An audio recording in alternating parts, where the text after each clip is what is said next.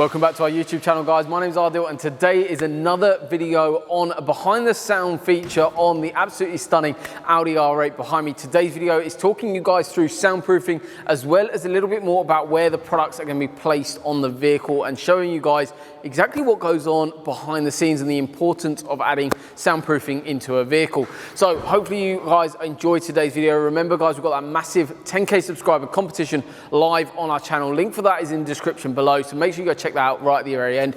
But let's get cracking on today's video. So what are we doing in terms of soundproofing? What actually is the product that's going in? So soundproofing, this is one sheet of Skins 3mm layer, and this you would have seen featured on our channel many times, and it will be used many times again. The product is really impressive. It's a 3mm layer, and what you've got a reflective material on this side, and then on the other side you've got an adhesive material that actually sticks to panel work inside a vehicle. Why do something like this even get put into a vehicle? So soundproofing does three key things. It reduces rattles and resonations that you get from factory door cards. It builds a far better acoustic environment for the new sound system to work in, or even factory equipment. Any speaker will perform better once a door or any area is soundproofed. Plus, it actually reduces overall road noise on the vehicle too, which is all quite impressive. It does plenty of other things, but that's the key things that it does. In terms of, this is actually off this car, the actual door card itself. So I'm going to be talking you through exactly what's involved and how the actual material gets applied and why it does. So this material here, as you can see, this is actually the factory soundproofing to reduce rattles, resonations and things like that. However, it's just a material that's not doing that. So yes, it's a little bit of insulation, but not something that's actually the same as what you can get aftermarket and what we're putting in here. So soundproofing gets cut up and manipulated and applied to key areas inside a door.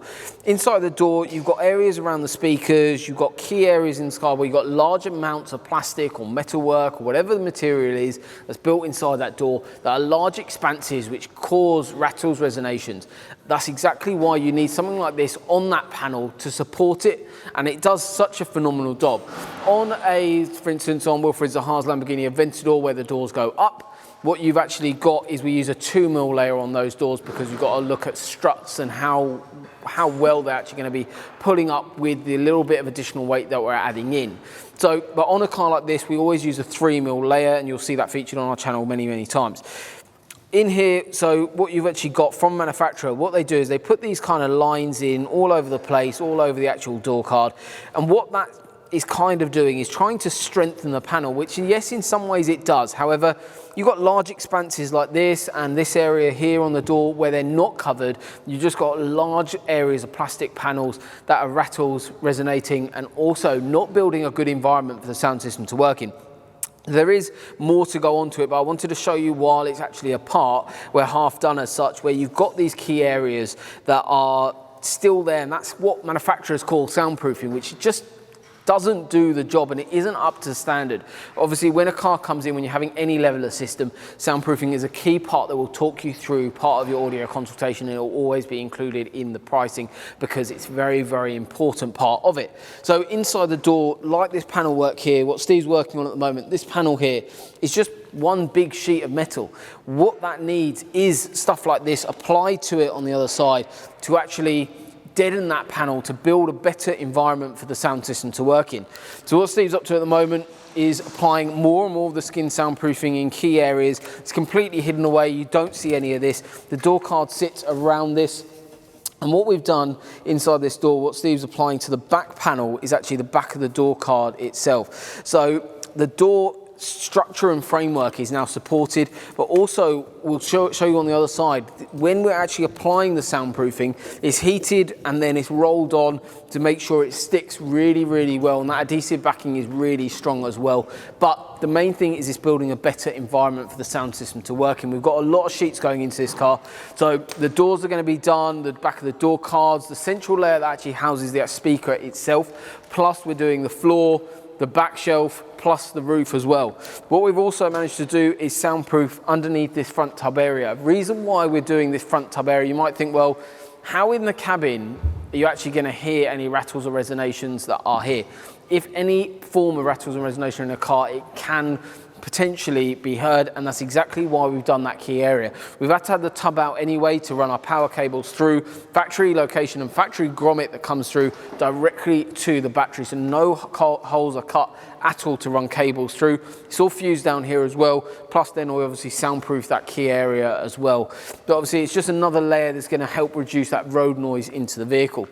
So you would have seen potentially on our sound off video where we actually compared what you get from factory, so the factory tweeter and the factory 8-inch driver, over what we're actually putting into the car, which is the new 3-way set.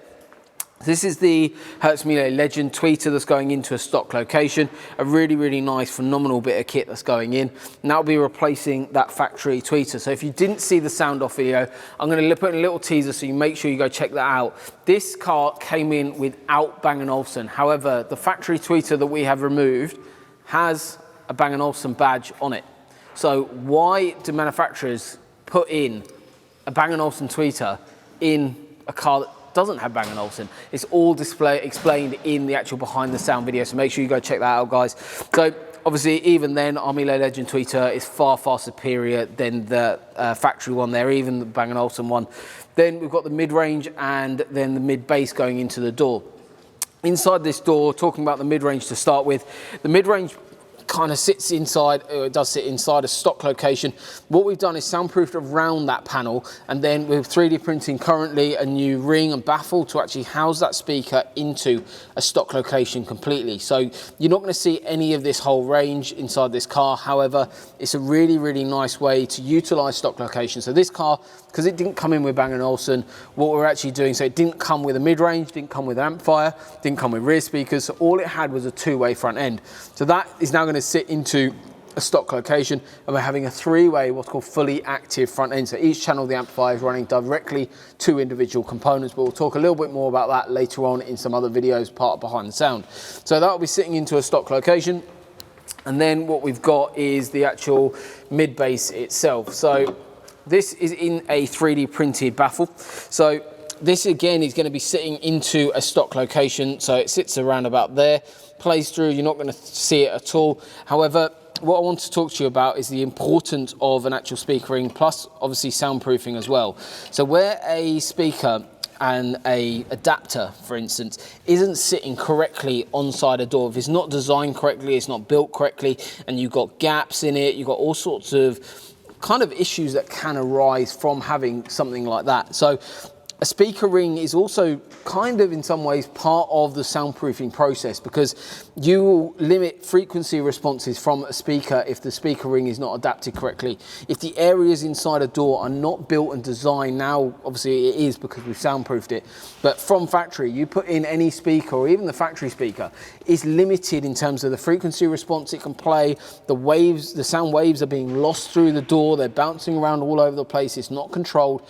It's very, very important that all of that is corrected, and part of aftermarket systems that we do day in and day out is actually correcting stuff from manufacturer, and this is exactly what we're doing, and that's a key part of what soundproofing is. It actually fixes all of the problems that manufacturers cause inside a door.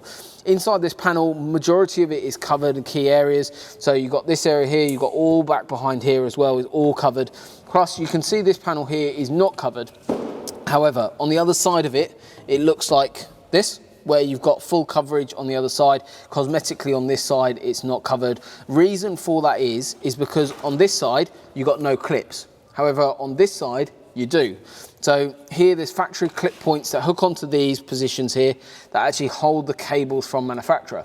What we don't want to do, or always try to limit, is actually reducing any areas or not going into any areas that are actually going to cause a problem later on in terms of servicing the vehicle.